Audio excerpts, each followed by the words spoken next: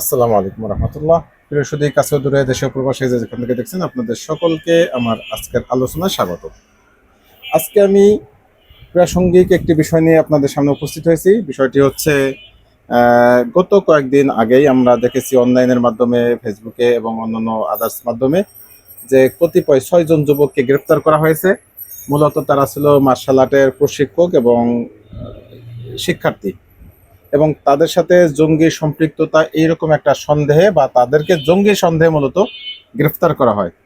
এই বিষয়টা নিয়ে অনলাইনে এখন একেবারেই ধুন্ধুমার আলোচনা চলতেছে। কেউ পক্ষে কেউ বিপক্ষে, নানাজন নানাভাবে আলোচনা চলতেছে। কেউ সত্যিকার অর্থে এদেরকে জঙ্গি সাব্যস্ত করার চেষ্টায় আছে, আর কেউ তাদেরকে পবিত্র সাব্যস্ত করার চেষ্টায় আছে। আমি আসলে এই দুই গ্রুপের কোনো পক্ষেই না। আমি মাঝখান থেকে কিছু নৈতিকভাবে কিছু কথা বলার চেষ্টা করব, যেটা হয়তো দোনো পক্ষেরই কিছু বিপক্ষে যাবে। আবার বাস্তবিক ক্ষেত্রে আমার এই বক্তব্য যদি গ্রহণ করা হয়, তাহলে দেশ এবং জাতি সকলের জন্য মঙ্গল হবে।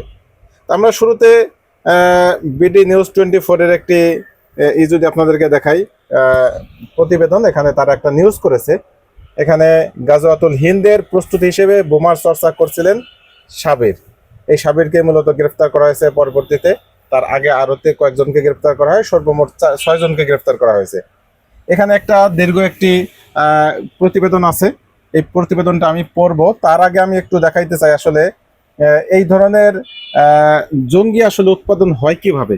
মানে জঙ্গিটা আসলে কি কেউ তৈরি করে দেয় ন্যারেটিভটা? মানে জঙ্গি তো আমার মনে হয় বাংলাদেশে জঙ্গির অস্তিত্ব কতটুকু আছে সেটা খোদ যারা জঙ্গি নাটক সাজান তারা ভালো বলতে পারবেন। আমি এই বিষয়টা অত পারদর্শী না। তবে আমার মনে হয় বাংলাদেশে যতটা জঙ্গি ভয় দেখানো হয় তার সিকিভাগও বাংলাদেশে উপস্থিত নেই। আমরা একটি ভিডিও আপনাদেরকে দেখাই যে আসলে জঙ্গি উৎপাদন হয় কিভাবে। একজন টকশো আলোচক তিনি কিভাবে দেখেন, কি যেন নাম, হামজালা না আফগানি টুপি পরে করে, তার চেহারা সুরাতের বাংলাদেশের কোনো গন্ধ নাই। হ্যাঁ, আমি কোন পোশাককে আমি খারাপ বলছি না, কিন্তু আপনি যখন বাঙালি, আপনি দেখবেন জাপানিজরা যখন কোন রাষ্ট্রীয় প্রোগ্রাম বা কোন তাদের দেশাত্মবোধ বা কোন, যেমন ফুটবল গ্যালারিতে আপনি দেখবেন যে জাপানিজরা যখন ওখানে ফুটবল গ্যালারিতে বিশ্বকাপে দেখলাম তাদের সেই নিহম্মারু যেটা ফ্ল্যাগ, হ্যাঁ সেটা মাথায়, হ্যাঁ তাদের সেই ট্রেডিশনাল কাপড় এগুলো পরে তারা করতেছেন। আর এই ব্যাটা যে সংসদে আসে যে পোশাক পরিষদ পরে সেটা সুন্নতের কথা বলে, আরবে ওই সময় হযরত মুহাম্মদ সাল্লাল্লাহু আলাইহি সাল্লাম এই পোশাক পরে ঘুরছে, এই গরমের দেশে এই পোশাক পরে ঘুরছে। এখন এটা একটা আফগানি পোশাক, এটা একটা জঙ্গি পোশাকের মতোই মানুষের কাছে প্রতিমান। আমি বলছি না ওনাকে জঙ্গি, উনি হয়তো ভালো মানুষ হতে পারে, কিন্তু আচার আচরণে দেখেন আরেকটি দেশের রাষ্ট্রীয় মানে সর্বোচ্চ নেতার যারা যায় গেছেন, উনি এই ধরনের একটা পোশাক পরে। এই হচ্ছে ওনার অবস্থা। যে এখানে দেখেন একজন মানুষকে কিভাবে জঙ্গি সাজাচ্ছে, একেবারে স্পষ্ট যে পোশাকের কারণেই শুধুমাত্র তাকে জঙ্গি সাব্যস্ত করে ফেলতেছে। এটাই হচ্ছে আমাদের বাংলাদেশের বা বাঙ্গু ন্যারেটিভ, যে পোশাক দিয়ে জাজ করে ফেলে যে এই লোকটা কেমন হতে পারে। অথচ কেউ সত্যিকার অর্থে যখন মুখে এসে বলে, কথা বলে, ভাব প্রকাশ করে জঙ্গির, সেটাকে জঙ্গি ধরা হয় না। আমরা দেখেছি ইসকন নামে একটি জঙ্গি সংগঠন, যাদের জঙ্গি সম্পৃক্ততার সাথে যথেষ্ট প্রমাণ আছে, অনেক বক্তব্য আছে প্রচারিত, অথচ তাদেরকে জঙ্গি হিসেবে কেউ বলতে রাজি না। এই ধরনের সুশীল যারা, এই সুশীল মারানিরা ইসকনকে কখনো জঙ্গি বলতে রাজি না। এইভাবে আমরা দেখেছি গত কয়েক বছর আগেই আলিফ হত্যাকাণ্ড দেখেছি চট্টগ্রাম আদালত পাড়ায়। সেখানে একজন আইনজীবীকে খুব প্রকাশ্যে কুপিয়ে হত্যা করেছে ইসকনরা, শুধুমাত্র তাদের যে চিন্ময় দাস তার বিরুদ্ধে ওই আইনজীবী অবস্থান নেওয়ার কারণে।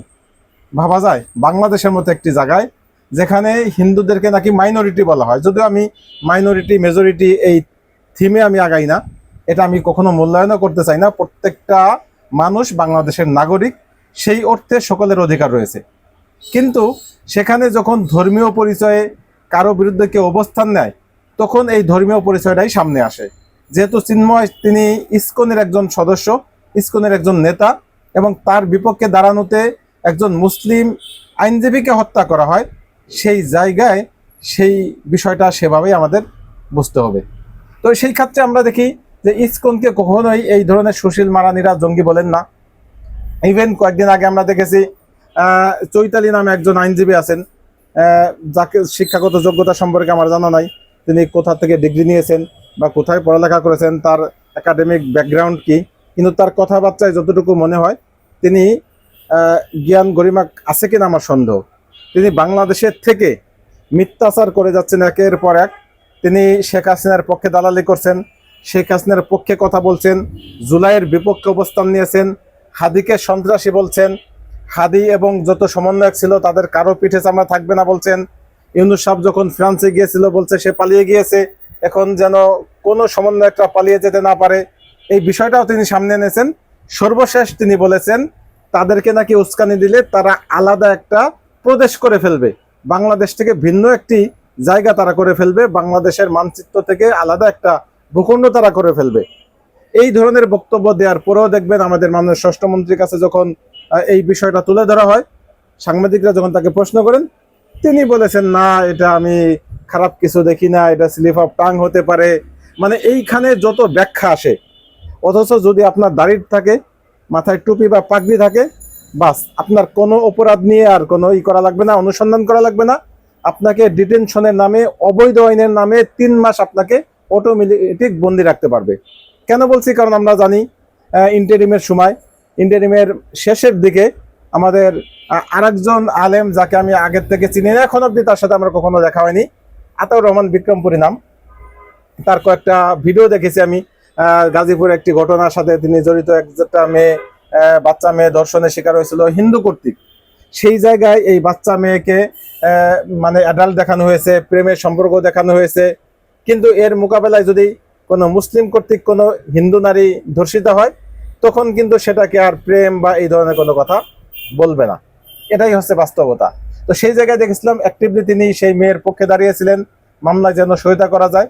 পরবর্তীতে আরেকজন ইমামের যে গুমের নাটক, সেই নাটকের সাথে তিনি যখন সেখানেও সামনে আসেন, তখন মূলত হিতে বিপরীত হয় এবং তিনি কোণঠাসা হয়ে পড়েন।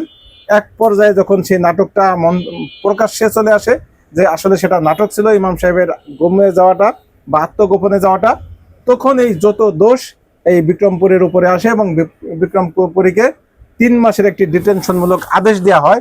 যেই আদেশটা কোনো ইয়ে থেকে দেওয়া হয়নি, বিচারক থেকে দেওয়া হয়নি, কোনো আদালত থেকে আসেনি, বরং এগুলি নির্বাহী আদেশে পুলিশের পক্ষ থেকে এই আদেশটা দেওয়া হয়েছে। অথচ ডিটেনশনের আইনটাই একটি কালো আইন, একেবারে স্পষ্ট। আমি এই বিষয়টা আগেও বলেছিলাম যে ডিটেনশনের নামে অবৈধ আইনের মাধ্যমে কাউকে আটক রাখা তার মানবিক যে অধিকার, তার যে নাগরিক অধিকার, এই নাগরিক অধিকারের সুস্পষ্ট লঙ্ঘন। আপনি অপরাধী কিনা, আপনাকে আটক রাখা যাবে কিনা, সেই বিষয়টা নিশ্চিত করবেন আদালত। আদালত যদি মনে করেন আপনাকে আটক রাখা যাবে, তাহলে আপনি আটক থাকবেন, নচেত আপনাকে ছেড়ে দিতে হবে। কিন্তু আদালতের বাইরে গিয়ে নির্বাহী আদেশে কাউকে আটক রাখা, এটা সম্পূর্ণ আমাদের সংবিধান পরিপন্থী একটি কালো আইন। এই আইনটা আমরা বিলুপ্তি চেয়েছিলাম এবং বাতিল চেয়েছিলাম। আমরা সেগুলি দেখি শুধুমাত্র যদি তার মুখে দাড়ি থাকে, মাথায় টুপি থাকে, পাগড়ি থাকে, তখন এই ধরনের অবৈধ আইনের মাধ্যমেও কাউকে আটক রাখা যায়। আমরা যদি একটু এই আমি আজকের যে আলোচনার অবতারণা করেছি, সেই আলোচনা নিয়েই একটি ভিডিও আপনাদেরকে দেখাই, যে এটা ওই ছেলেটার নিজের একটি পেজ, মূলত কি করে। ঢাকা শাখার উদ্বোধন আগামীকাল সকাল 6:15-তে রমনা পার্কে হবে ইনশাআল্লাহ তাআলা। সুতরাং আপনারা যারা ভর্তি হতে চান, আপনারা রেজিস্ট্রেশন রাখার চেষ্টা করবেন ইনশাআল্লাহ। আর যদি আপনারা আমাদের ভর্তি ফি সম্পর্কে জানতে চান, অথবা আমাদের রেজিস্ট্রেশন ফর্ম কিভাবে কালেক্ট করবেন সে সম্পর্কে জানতে চান, সেই ক্ষেত্রে ক্যাপশনে দেওয়া এবং কমেন্টে পিন করা ভিডিও লিংক থেকে বিষয়গুলো জেনে আসতে পারবেন ইনশাআল্লাহ। জাযাকুমুল্লাহু খাইরান। আসসালামু আলাইকুম ওয়া রাহমাতুল্লাহি ওয়া বারাকাতুহু।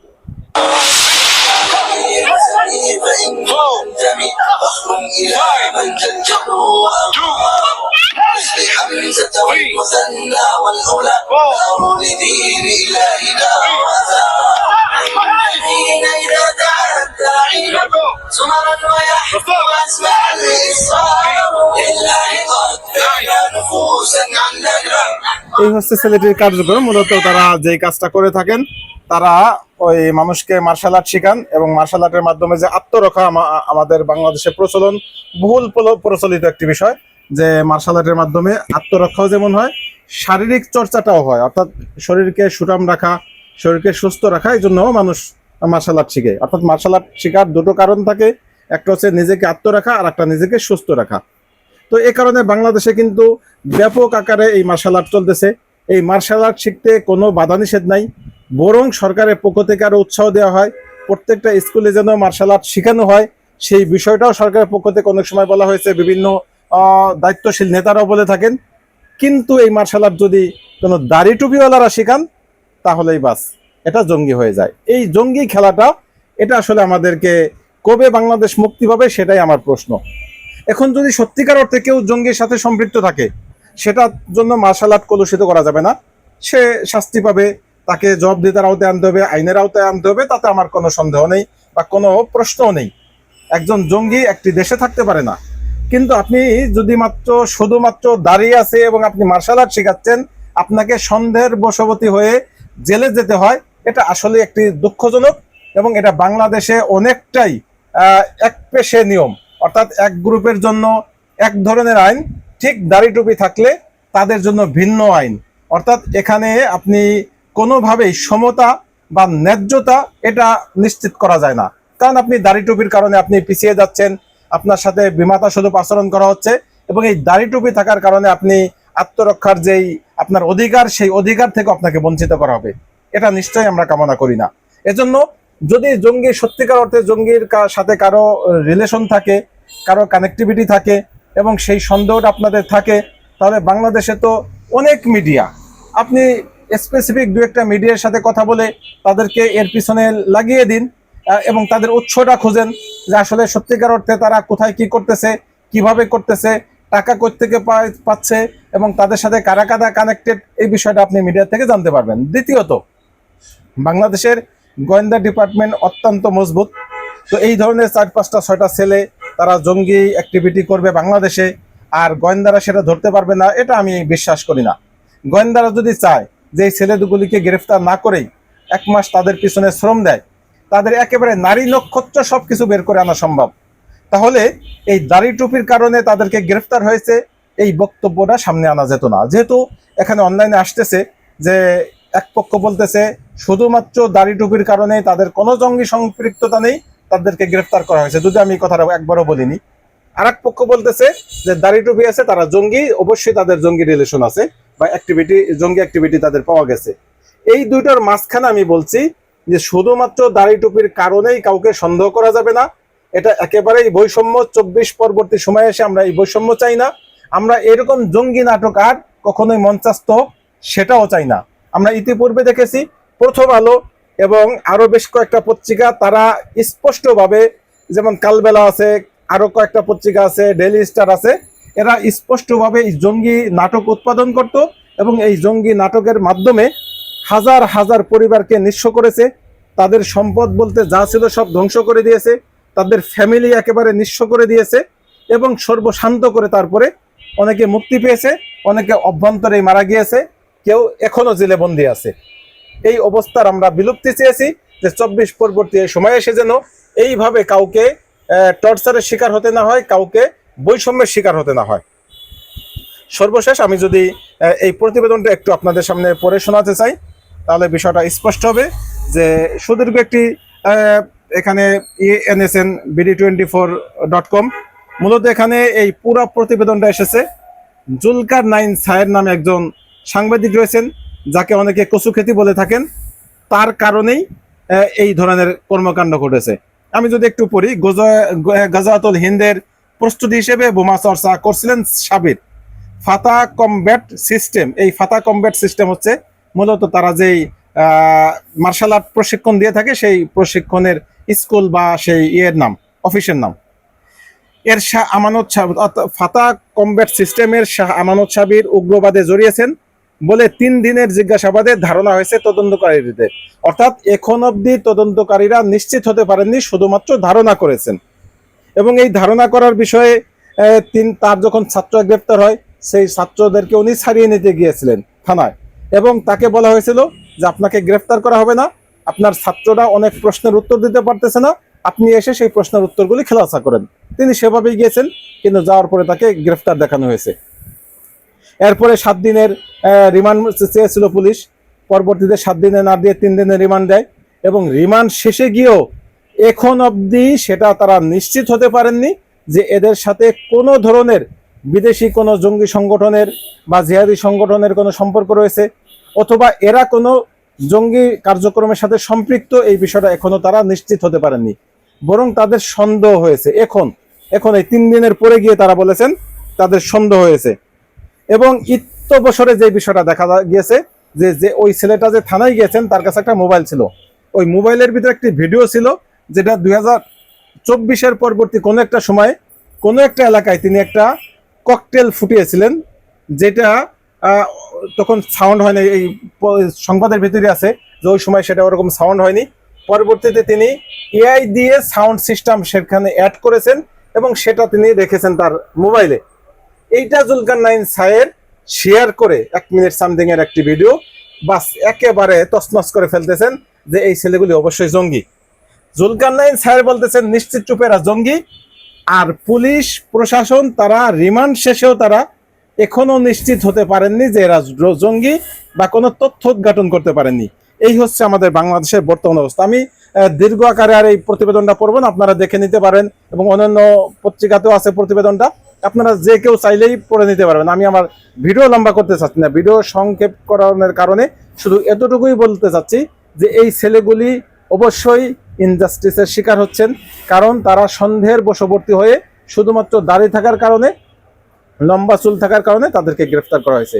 লম্বা চুল, এক্ষেত্রে তার যে চুলটা এটা সুন্নাহ সম্মত কিনা সেটা উলামা ইকরাম দেখবেন, তার চুলের যে স্টাইল করেছেন সেটা আদৌ বৈধ কিনা সেটাও উলামা ইকরাম ফতোয়া দিবেন। আমি ওই প্রসঙ্গে যাব না। আমি শুধু বলবো যে কোনো একটা মানুষকে শুধুমাত্র পোশাক দেখে বিচার করা, মূল্যায়ন করা, এটা আমার মনে হয় একেবারেই ভুল একটি সিদ্ধান্ত।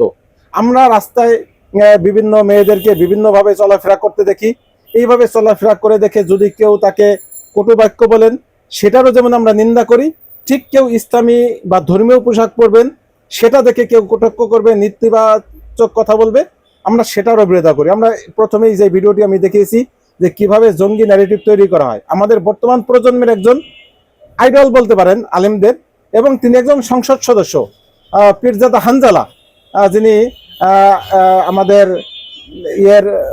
এমপি, ওপারের ফরিদপুর শরীয়তপুরের এমপি, এবং তার একটা দীর্ঘ ইতিহাস রয়েছে। হাজী শরীয়তুল্লাহর বংশধর, এবং হাজী শরীয়তুল্লাহর বাঁশের কেল্লা সম্পর্কে জানে না এরকম মানুষ খুব কমই আছে। সেই বংশের একজন এরকম প্রভাবশালী একজন মানুষ, এবং তিনি বর্তমান এমপি। তিনি জুব্বা পরে বা পাগড়ি পরে, টুপি মাথায় দিয়ে, পাঞ্জাবি পরে, পায়জামা পরে সংসদে যান, এটা নাকি জঙ্গিদের মতো পোশাক। এই ধরনের মন্তব্য যারা করে, আমার মনে হয় এদেরকে শায়েস্তা করা দরকার, এবং এদেরকে ওই জায়গায় চুপ করিয়ে দেওয়া উচিত। অন্তত অন্যান্য মিডিয়া যারা আছে, সকল মিডিয়ার এই কাজটা করা উচিত, যে পোশাক নিয়ে আমার মনে হয় কারো কথা বলা উচিত হবে না। এই বিষয় নিয়ে আপনাদের যদি কোনো মন্তব্য, পরামর্শ থাকে অবশ্যই পরামর্শ দিবেন, এবং আমরা সঠিক বিচার চাই। সত্যিকার অর্থে ছেলেরা যদি জঙ্গি হয়ে থাকে, সঠিক তদন্তের মাধ্যমে যেন সে বিচার করা হয়।